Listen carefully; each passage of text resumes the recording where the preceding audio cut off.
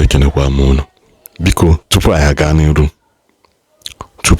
aga n'iru enwe video nchọkwu nnene da video eme ya na Hausa mana nwanne anyị nwoke kọwaa ya na English so mụ anyị abịa ka mme gịnị ka nkọwakwuo ya n'Igbo so that unu wee ghọta ebe okwu m na-aga nkọwachazie ya mwe kwuzie ihe m chọrọ ikwu unu wee mee gịnị ghọta ebe okwu na-aga because na anyị na-agụ ya ndị be anyị osi na ntị nke aba osi na ntị nke apụta anyị na-agụ ya ndị be anyị osi na ntị nke aba osi na ntị nke apụta Gowon mepere ọnụ ya say that na Tinubu is doing well na ka ndị bi ya na-anwụ ndị be ha na-anwụ na Jos na ka ha si anwụ the reason why Jesus na-eweta this ọbụrụ ka mmụọ kwa Gowon but also to send it as a message to our people. You gotta go and end this video just na nelo na nisi kai amfani da karfinka domin ka tare shi to za mu fara ramawa ku jira sakamako don wallahi tallahi wannan ta'addancin da kuka yi wallahi ba za mu bari ba ba za mu yafe ba sannan muna kira gwamnatin Plateau idan dai bakin ku ba ɗaya bane da mutanen da suke ta'addanci idan kuma ba gwamnati ban take ziga su ya kamata ta san garin da aka yi wannan ta'addanci a je a kama sarkin garin a ɗauki mataki akan wa'innan rayuka da aka shi don wallahi ba za mu yi shiru ba ba za mu taɓa yin shiru ba in kuma ba a so Jos ɗin ta zauna lafiya ne mu mun san ta yadda za mu yi ta da hankalin uban kowa yanda ba za ta zauna lafiya ba ai biram yana shigowa cikin gari yana shigowa ta so let's put it straight now. Are you still telling me what has happened in Jos is unknown gunmen that carried out this massacre? Let's be sincere, let's be truthful in everything we do. Because let's assume that I come out to say that I am going to attack so place and unalive people. Is it going to be considered as unknown people when that action is finally carried out? And this is one out of so many.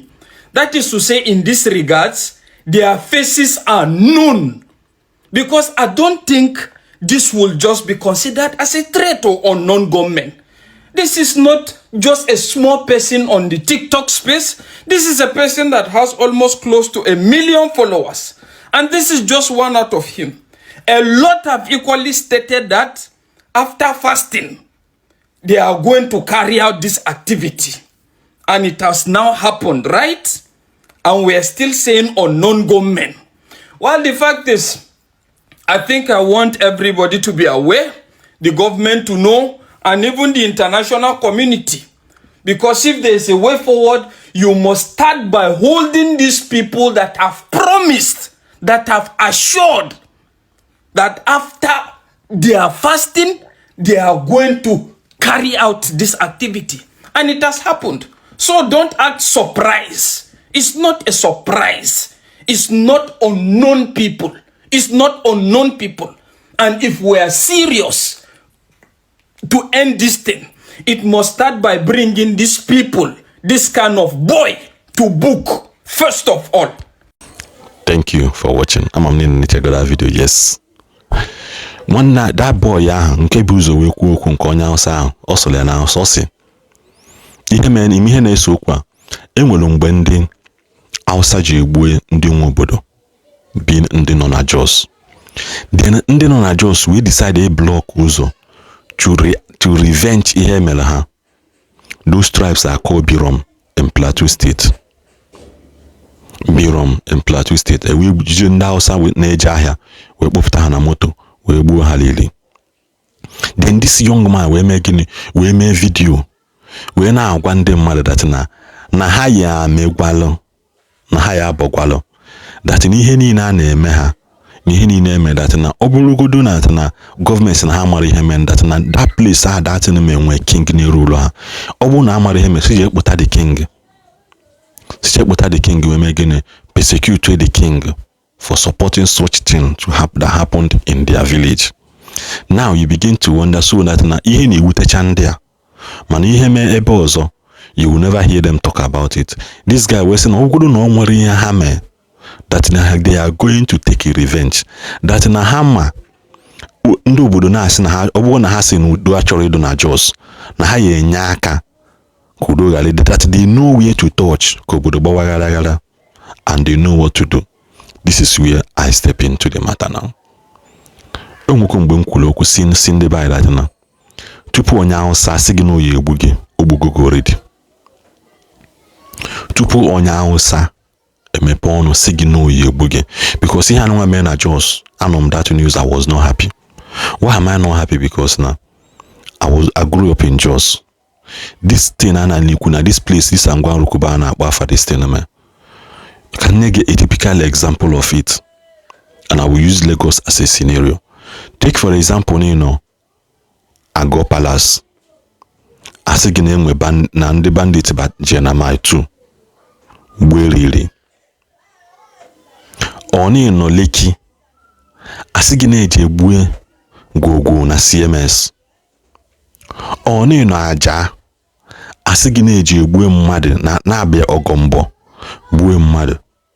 Ina na gologi kefo how city center that place dey.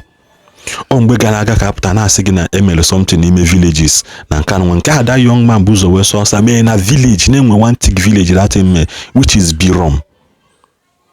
From Angwa Rukuba to Panshin to Lantan to Garikawa is 3 hours drive. To Bokos is about 2 hours plus.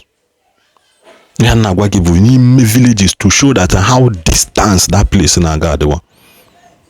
Mgbe emere nke mere na Yelwash and down to Jos town is about 3 hours drive. Mgbe ha na even ime town Kotelia. I grew up in Jos. Every Ogunine Dona Jos starting from 2001, I witnessed it all. I witnessed him hanchanine. So now I'm talking out of experience. Onye na no fufubere ebe ha na no organize ka eme katase no. And the reason why we take this message send there to ndị is that na this over space enyelo ndị ugwu, this over relax enyelo ha. Oburu ikunye enwe mmiri bụ isiokwu n'ọkwa ị napụta ya Yakop bụ the problem. Ndị Jos made a terrible mistake mgbe ahụ, and they allowed ndị Hausa to occupy the city center of Jos. City center Bauchi Road, Amadu Bello Way, Sedike, that side the terminal, so Masalachi Juma, all those areas, they dominated it. No, you fully wear na hand on a center. This is city center, hand on a center. Then ndị Angwa Rukuba no na azụ ha. Angwa Rukuba Old Airport Road, all those things hand on azụ ndị Hausa. Then isikwa ndị side Rukuba Road, ndị Apata, Busabuji, imago Jos North to them. Na agbagote ndị ahụ oppress ndị Hausa no na center again. Mana they can go out and carry out attack actually men atakwazo onwe ha n'ime ebe a, and they are being shielded by ndị army. They are being shielded by ndị army. Just watch now. Obule nweze ka ndị obodo isi epụta sị ka ha react ya okay made by then if ndị army no pụtawe. Because the reason why Jekuli had Jos one of the second biggest army cantonments in Nigeria after Zaria or Jos Kiyamwate. Rukuba Barak, one of the biggest in Nigeria. So now gwagi out of experience, I know what I'm saying. Ndị ba yanara like Igbo so million oge. And that the two relax na baye, they should be told where to stay and what not to do. Let there be rules and regulations governing them. Ana meeti mkpu etiseke na na asigi na onwere ihe na-eme na ewulu nwayo na alikpute ama monime times mego video concerning the way ndị anụnwa si abata Islamic religion anụnwa ana abata onye kpọrọ n'eti mbọmbụ na arụje gbuwe mmadụ akpọ ndụ ya asị so nweta ndụ nke goma mmeli ga ebele. That is my own. Onye eti mma na arụ pụwa oje wọlụ oti mma na arụ ọbata abata oti ilu mma na arụ kedu ihe gịnị ya na-azọ? Some people that can start something unprovoked. Ndị Hausa dị echefu ihe, ndị Hausa dị echefu ihe, adị echefu nata ihe. Mee ihe today, ha sị gị na ha ya emegwale gị ọsọkwa ya bịa in the next 50 years ha ya emegwale gị ya. Jee jụọ ndị Ekiti steeti ha na ihe je ihe na agwa gị bụ history. You should know about it. It's a very deep history that you should know and be conscious of it. Be security alert with these people. Ndị na ndị mmadụ agba ha na ha agba agbata obi. And ndị mmadụ ada agba agbata obi ekwugo m ya severally inwe ike nọ with ndị Hausa in one way. mana gị na ndị ofe mmana anyị ha bụ nwenye as onye Igbo ebu mana amara that na ndị ilo gbalugo kirikiri at all times, be at alert. Ilu is guarding because na ọ bụrụ na onye Igbo onye Christian made that statement that boy me ị achọ ịgwa m na ndị DSS ama mkpụli ya by now, ị na-achọ ịgwa m na ama mkpụli that boy mee ya arrest by now. Man, somebody said something, say that na the people will not celebrate Easter in peace, and you thought they were joking. Just 1 week to Easter. 1 week to Easter, such thing, man. You don't know how bargain get it. They don't forgive, neither do they forget. They don't forgive and they do not forget. I wonder why in the Bible kajala rola nenyenda for liberty haneme. I'm not saying you should chase them away. Let there be law, rules and regulation governing them. Say, Hannah, this is my town, this is my location, this is my village, this is where I want you to stay. When the Jos I need ha one na need ha one na no na say no down one more anaza down one more down one more me no one them. E make it ha make it ogweda 2001 egbo 2007 about 2001 Boko. The last Ogwano bunke just not to election and chazi like this and that's why we when Ebuha Uzuhani would trail to pick up he say Kahani within 1 week and no go and ask anybody. Which they later made a video sending to international body that Nanda means is say Sibia protect ya Bundi Bubeha. Can you amend that fire is that na hasi secretary na march na March labor because go election question just not secretariat. I lose the election, the result. Gawana Gadabu, or to call Gadabu, I think I should be Gadabu can where goes at the election. And that's a scenery gide. So Buhana march is in Anabeha. When I cover Zimoto and them more than protest, that was when Dame fired them. Oh him alone, but he and Nagwagi live report. Because that day as of by fire na akwado seke shop guy that time the terminus tupa isi rukubaro do na aga terminus that ogwada wago I have waga nwulo oko then akpobazia na phone internet adibero mgba I was small akpobazia na phone gidi that day automatically ya bi han na agwagi na this people emego that as of earlier 6:30 he bido go kwasi wa maybe here ngwa ke na ebinite na ụlọ ebinite. Once I bet they can be able to do what they want to do, and once I bet they can do what they want to do. And I want to buy ne crowd celebrity Salanoka, Nenke celebrity in Enugu, Nekwa the way they buy say about this Islamic religion. I know I did tilo kwa no mawoka makada mama kita rukuba angwan rukuba.